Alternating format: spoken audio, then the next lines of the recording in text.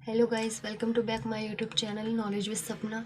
तो आज के हम इस सेशन में स्टार्ट करेंगे सोशल साइंस, जो डिस्कस करेंगे हर चैप्टर वाइज के मोस्ट इम्पॉर्टेंट क्वेश्चन जो कि प्रोबेबिलिटी है कि हमारे बोर्ड एग्जाम में आए।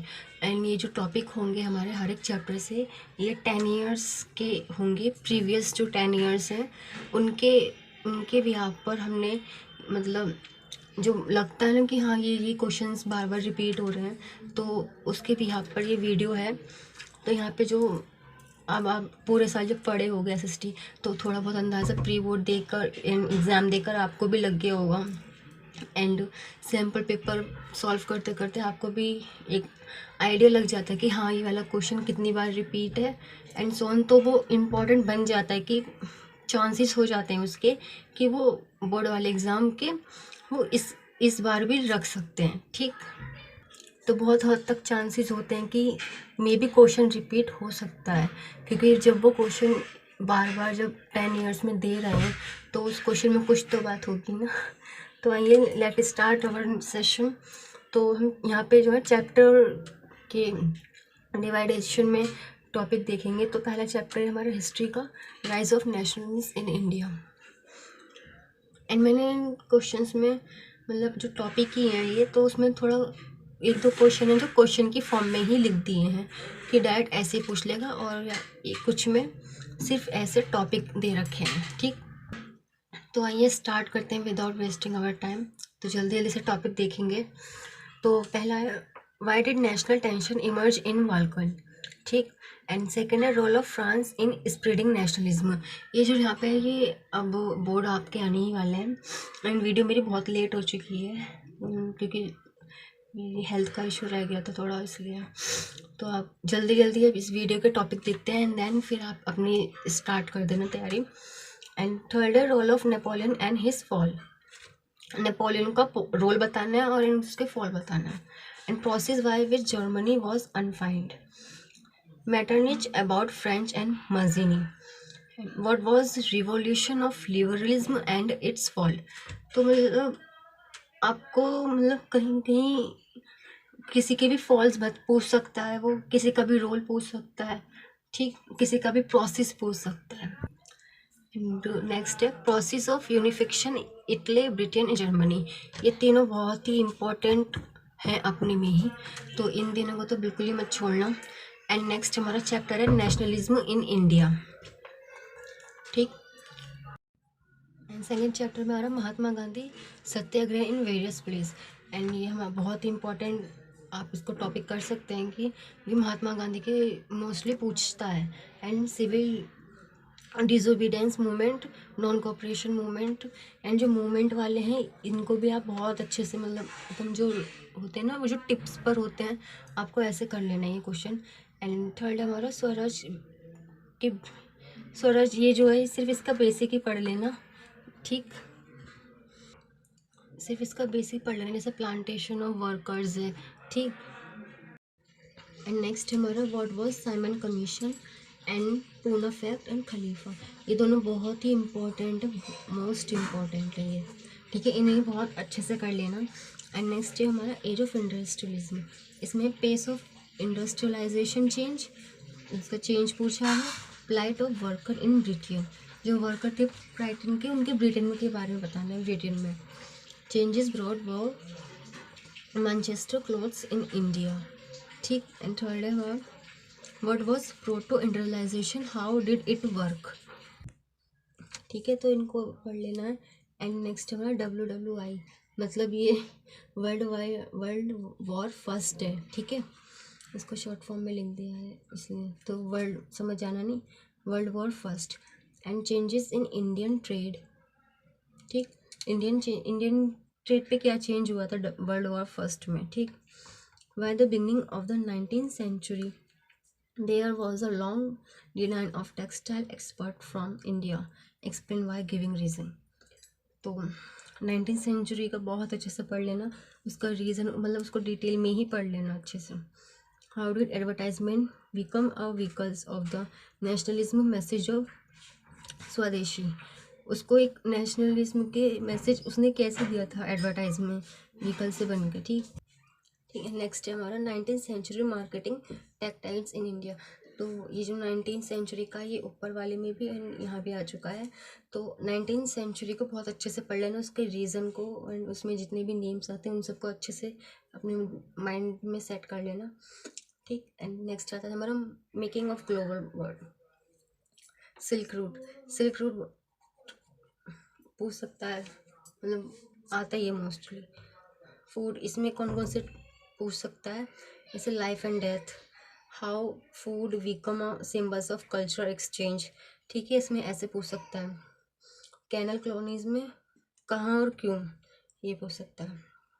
And role of technology in development of world. ठीक। तो मतलब एक जितने भी जो रोल है ना, जो रोल वाले टॉपिक हैं, तो उनको आप बहुत अच्छे से कर लें। ठीक।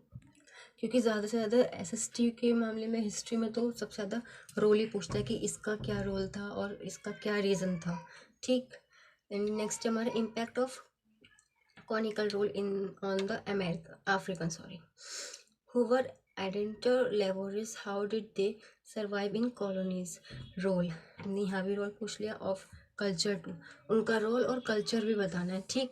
एंड ये जो सारे जो टॉपिक मैंने जो बताए आपको, ये लास्ट ईयर यानी कि प्रीवियस 10 ईयर्स के जो इम्पोर्टेंट क्वेश्चन है, ये सैम्पल पेपर में जैसे बहुत सारे इकट्ठे करके एक मतलब क्वेश्चंस को सिमिलर मतलब देख देख के कि इधर भी यही क्वेश्चन है एंड देन इधर भी, तो मोस्टली मतलब जो भी क्वेश्चन रिपीटेड है वही यहाँ पे मैंने लिखे हैं। ठीक है, अपने पास से कोई भी एक क्वेश्चन नहीं लिखा मैंने।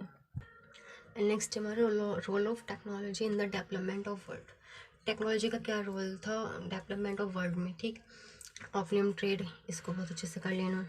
Henry Ford and mass production in USA. ठीक। Are the great depression affect us and Indian economy. ठीक। तो सारे ही अपने आप में सारे इम्पोर्टेंट हैं। सो नेक्स्ट चैप्टर आया था हमारा print culture and the modern world. तो पहला है history of print in Europe. ठीक है, यूरोप की हिस्ट्री बतानी है। Growth of print in empirical China. Gutenberg printing press, ये बहुत इंपॉर्टेंट है, इसको अच्छे से करना। प्रिंट रेवोल्यूशन भी बहुत इंपॉर्टेंट है।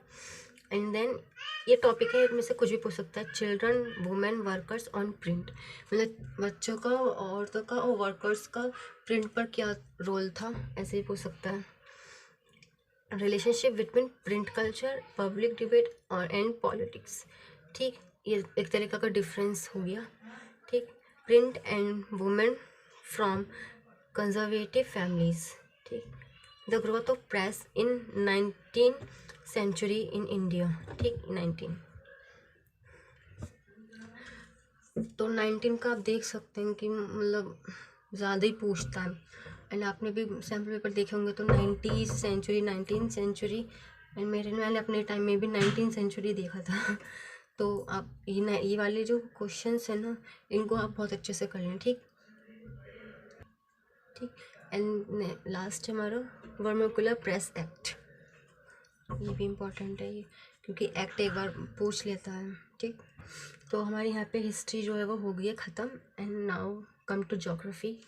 ज्योग्राफी में फर्स्ट चैप्टर है हमारा रिसोर्सेज एंड डेवलपमेंट। तो रिसोर्सेज में मेनली क्या पूछ सकता है, उसके type, natural and human step of resource development. ठीक।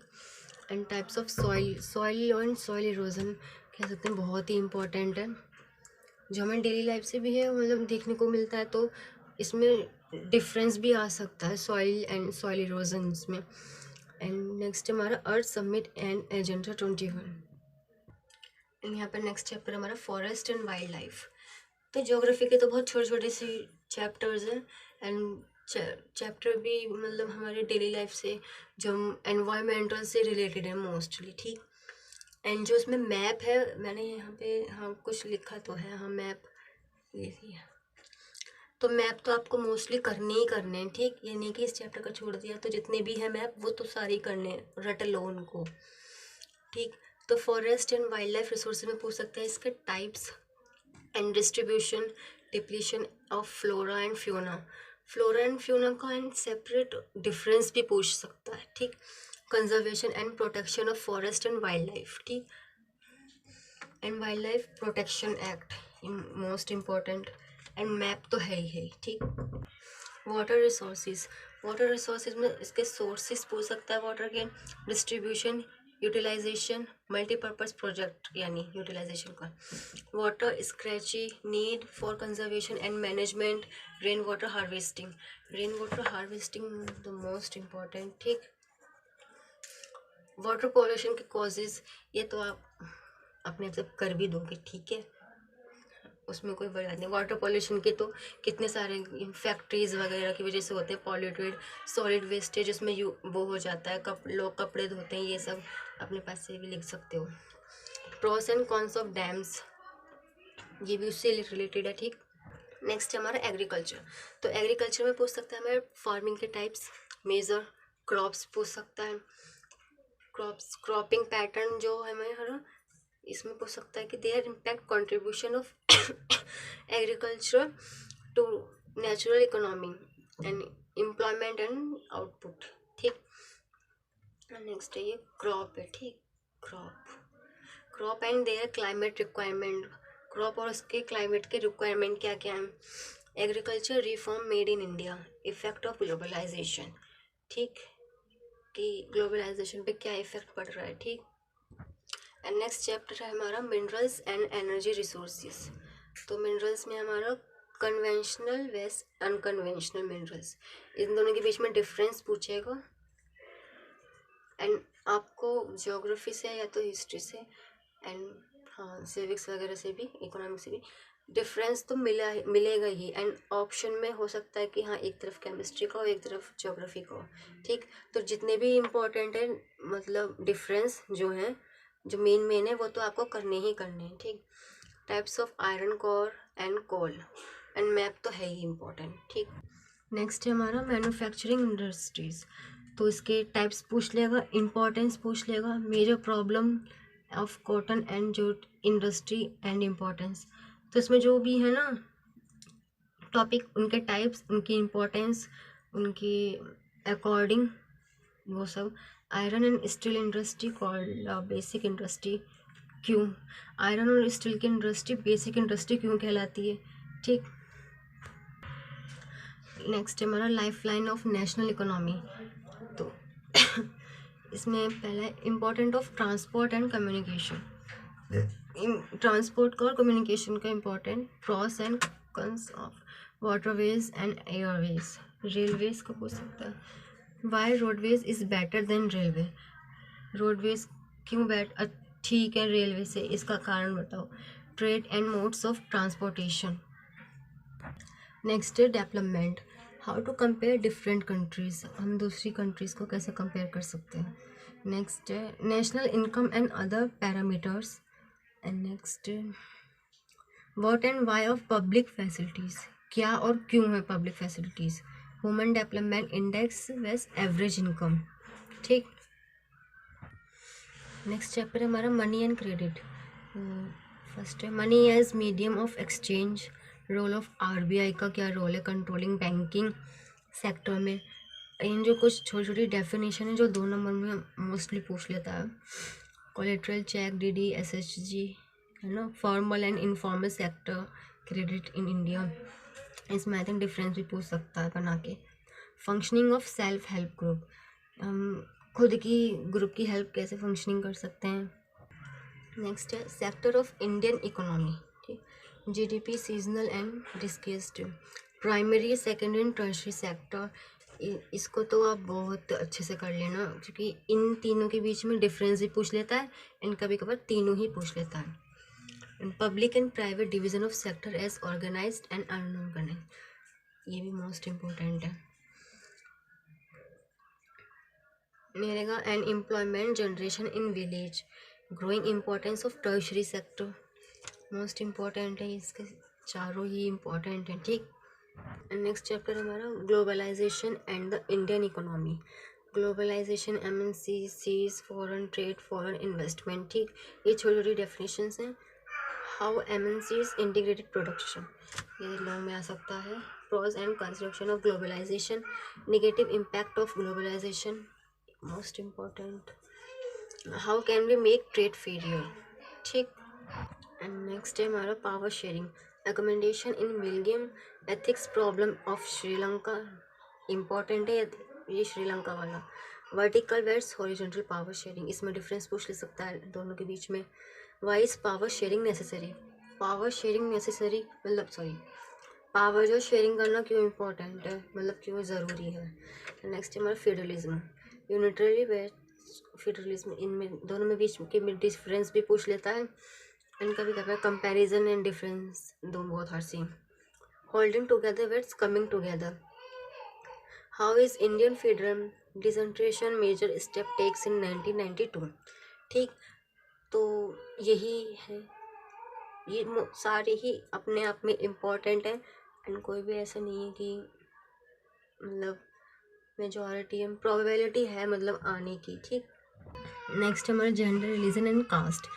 तो फर्स्ट है sexual division of labours, feminism communalism, sex में सेकुलर नेशंस। ठीक, हाउ इज इंडिया सेकुलर। तो चैप्टर हमारा जेंडर, रिलीजन से एंड कास्ट से है, तो इसमें यही इम्पोर्टेंट लगे थे मेरे को, तो यही 3 लिख दिए मैंने, लेकिन इसके बीच में कॉमन है। नेक्स्ट हमारा पॉलिटिकल पार्टीज, इसमें करेक्टरिस्टिक पूछ सकता है पॉलिटिकल पार्टीज की, फंक्शंस पूछ सकता है, इन क्राइटेरिया पूछ सकता है नेशनल एंड स्टेट पार्टी का, फीचर्स पूछ सकता है नेशनल पार्टीज का, एंड चैलेंज एंड सॉल्यूशन पूछ सकता है।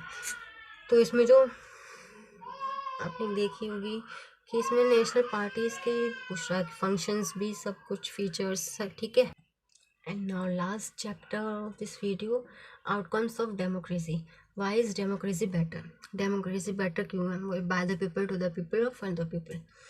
Difference between democracy and dictatorship, democratic government are better than its alternative. Democratic government ठीक क्यों है अल्टरनेटिव से, एक्सप्लेन करो एंड इसका स्टेटमेंट दो कि क्यों है। ठीक, how does democracy secure dignity of citizen, कि डेमोक्रेसी कैसे सिक्योर है दूसरों के लिए।